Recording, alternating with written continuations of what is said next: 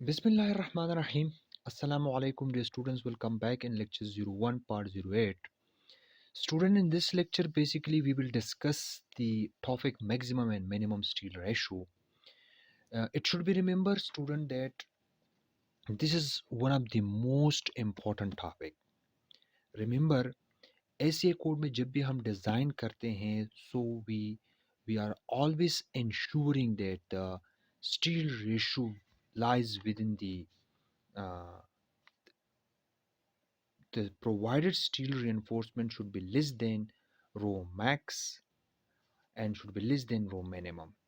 This is the ductility check, and you can say this is the backbone of ACI code. ACI code में जब भी आप किसी भी मेंबर को डिज़ाइन करते हैं you must have to ensure this check, right? तो सबसे पहले इस लेक्चर में हम इस पार्ट को डिस्कस करेंगे. What is rho max? याद रखें रो मैक्स एक वो स्टील रीइंफोर्समेंट होती है किसी भी सेक्शन में जिस जिस जो कि इंश्योर करती हैं कि जब आपने अपनी रो प्रोवाइडेड वैल्यू को इंक्रीज करते हैं इससे तो आपकी जो सेक्शन होगी वो ओवर रीइंफोर्समेंट की तरफ मूव करेगी. ओके, तो अभी जो रो मैक्स है इस इसको हम कैसे ड्राइव करते हैं, रो मैक्स की वैल्यू जो होती है वो हम क्या लेंगे. This is the main theme of this lecture. देखिए, if you people rewind and if you people rewind the previous parts of this lecture, तो उसमें हमने एक इक्वेशन ड्राइव किया था रो के लिए. वो इक्वेशन ये था कि 0.85 beta 1 F C prime divide by F Y into epsilon U divide by epsilon U plus epsilon S, right. ये एक वेल नोन इक्वेशन है जिसको आप लोगों ने हमेशा याद रखना है, ठीक है. अब ये जो इक्वेशन है, देखिए इसमें एप्सिलॉन एस की जो वैल्यू है वो बहुत इंपॉर्टेंट है. देखिए एप्सिलॉन एस की वैल्यू को हम कैसे फाइंड आउट करते हैं. एप्सिलॉन एस जिसको फाइंड आउट करते हैं, जो स्ट्रेस इन स्टील है उसको हम modulus of elasticity of steel से डिवाइड करते हैं तो हमारे पास एप्सिलॉन एस की वैल्यू आती है. अब अब अगर आप लोगों को याद हो, so we can discuss a balanced section. So इन बैलेंस सेक्शन में हम वो दो जो क्राइटेरिया है जिसको हम इंश्योर करते हैं दैट आवर सेक्शन, हमारी जो सेक्शन है उसमें एप्सिलॉन यू अप्रोच करती है 0.003 को, जो कि क्राइटेरिया नंबर 1 है. और क्राइटेरिया नंबर 2 ये है कि एप्सिलॉन एस जो होती है वो अप्रोच करती है एप्सिलॉन वाई को, ठीक है.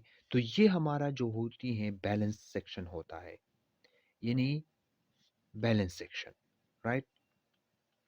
ऐसा सेक्शन जिसमें ये दो criteria at a time they are occurring at the same time, both criteria are fulfilled, so we can say that the section is a balanced section. तो बैलेंस सेक्शन की सूरत में ये जो इक्वेशन होती है फिर इसको हम कहते हैं balance steel ratio Ruby, which is also equals to 0.85 beta 1 fc prime divided by fy epsilon V epsilon U की जो वैल्यू होती है 0.003 डिवाइड बाय एप्सिलॉन यू की वैल्यू 0.003 प्लस एप्सिलॉन इसकी जगह पर आपने एप्सिलॉन वाई लेना है, ठीक है. ये एक वेल नोन इक्वेशन है which is which you people must have to be remember. अब देखिए, इससे पहला पहला जो लेक्चर पार्ट था जिसमें हमने पी फैक्टर डिस्कस किया और उन्होंने उसमें उस लेक्चर में बेसिकली हमने जो डिस्कस किया कि एप्सिलॉन टी की वैल्यू अगर हम 0.005 ले या 0.004 ले, ठीक है, तो हमारे पास जो सेक्शन होती हैं वो टेंशन कंट्रोल सेक्शन होती हैं. अब देखिए, अगर हम एस्यूम करते हैं कि अब देखिए जब यानी कि यहाँ पे हम अब इंश्योर करेंगे कि हमारा जो सेक्शन है वो टेंशन सेक्शन हो. इसको आपने कैसे इंश्योर करना है कि आपका सेक्शन जो हो वो टेंशन सेक्शन हो. तो टेंशन सेक्शन को इंश्योर करने के लिए ज़रूरी है कि आपकी एप्सिलॉन वाई की जो वैल्यू हो या एप्सिलॉन एस की जो वैल्यू हो, यहाँ पे आप एप्सिलॉन एस लिखे, it will be more accurate. Epsilon S की जो वैल्यू है वो एप्सिलॉन टी हो, और एप्सिलॉन टी की जो वैल्यू हो वो 0.005 हो। तो this means the section will be tension control section. अब ये जो वैल्यू है, अब यहाँ पे हमने इसको प्लग करना है। तो जब हम एप्सिलॉन टी की वैल्यू, याद रखिए एप्सिलॉन टी की वैल्यू 0.005 लेते हैं, दिस मीन्स कि section will be a tension control section. It what does it mean? Basically it leading this row balance steel ratio to the row max means ये वो limit है, यानी कि रो max जो होती है, रो मैक्स, यानी जब आप एप्सिलॉन टी को अप्रोच करते हैं, सो दिस मीन्स कि इसके बाद जो है आपकी जो सेक्शन होगी वो टेंशन कंट्रोल सेक्शन होगी। ठीक है ना? तो रो मैक्स, रो भी रिप्लेस होगी रो मैक्स से, इक्वेशन सेम होगी 0.85 F C prime divide by F Y, यहाँ पे ना 0.003 डिवाइड बाई 0.003 प्लस यहाँ पे आपने 0.005 लेना है। अब ये इसको हमने प्रीवियस लेक्चर में डिस्कस किया।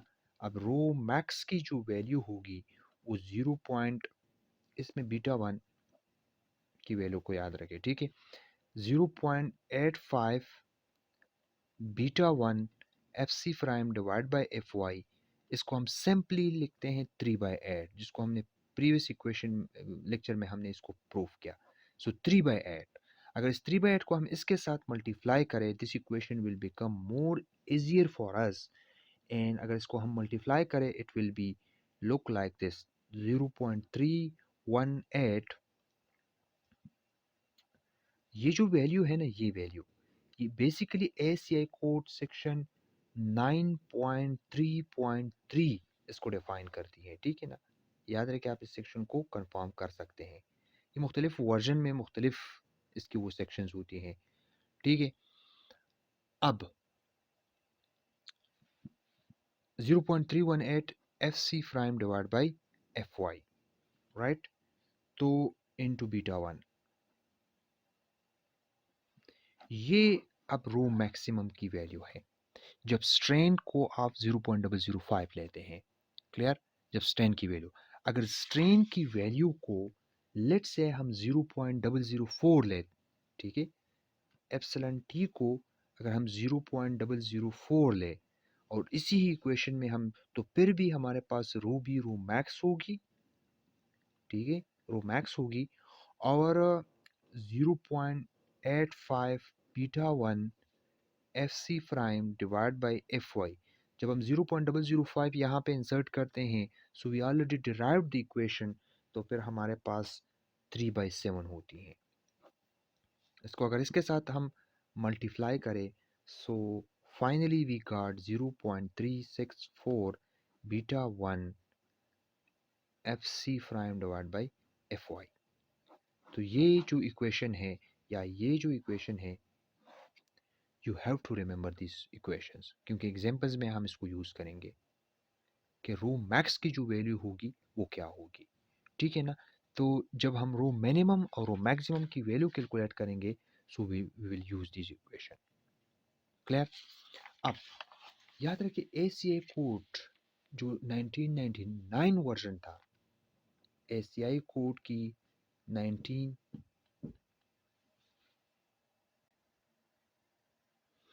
तो एसीआई कोड 1999 वर्जन में एक प्रोविज़न थी कि रो मैक्सिमम को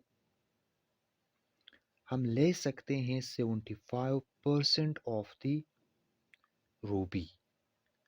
ठीक है ना? ये एक प्रोविज़न था एसीआई कोड 1999 में।